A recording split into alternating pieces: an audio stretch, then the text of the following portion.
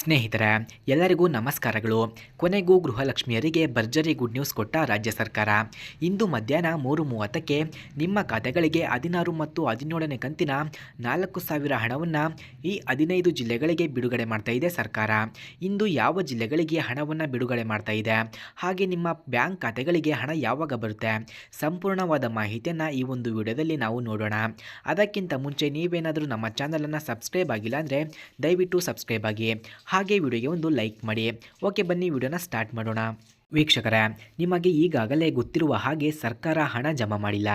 ಈ ಹಣವನ್ನು ಅಂದರೆ ಗೃಹಲಕ್ಷ್ಮಿ ಯೋಜನೆಯ 16 ಮತ್ತು 17ನೇ ಕಂತಿನ 4,000 ಹಣವನ್ನು ಇವತ್ತು 3:30ಕ್ಕೆ ಸರ್ಕಾರವು ಜಮಾ ಮಾಡ್ತಾರೆ ಅನ್ನುವ ಮಾಹಿತಿ ದೊರಕಿದೆ. ಹಾಗೆ ಸಾಕಷ್ಟು ದಿನದಿಂದ ಗೃಹಲಕ್ಷ್ಮಿ ಯೋಜನೆಯ ಹಣವನ್ನು ಸರ್ಕಾರವು ಬಿಡುಗಡೆ ಮಾಡದೇ ಇರಲು ಕಾರಣ ಏನು ಅಂದರೆ, ಮೊದಲನೆಯದ್ದು ಲಕ್ಷ್ಮೀ ಹೆಬ್ಬಾಳ್ಕರ್ ಅವರ ಆಕ್ಸಿಡೆಂಟಿಂದ ಬಿಡುಗಡೆ ಮಾಡಿಲ್ಲ, ಎರಡನೆಯದ್ದು ರಾಜ್ಯ ಸರ್ಕಾರದಲ್ಲಿ ಹಣ ಇಲ್ಲದಿರುವುದು, ಮೂರನೆಯದ್ದು ಟೆಕ್ನಿಕಲ್ ಇಶ್ಯೂ. ಈ ಮೂರು ಪ್ರಾಬ್ಲಮಿಂದ ನಿಮಗೆ ಹಣ ಬರೋದು ಲೇಟ್ ಆಗಿದೆ.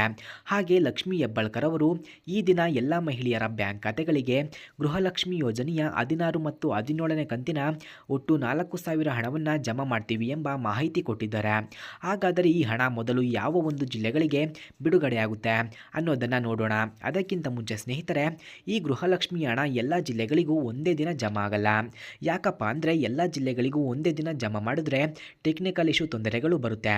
ಆ ಕಾರಣದಿಂದ ಸರ್ಕಾರವು ಸ್ವಲ್ಪ ಜಿಲ್ಲೆಗಳಿಗೆ ಹಂತವಾಗಿ ಹಣವನ್ನು ಜಮಾ ಮಾಡುತ್ತೆ.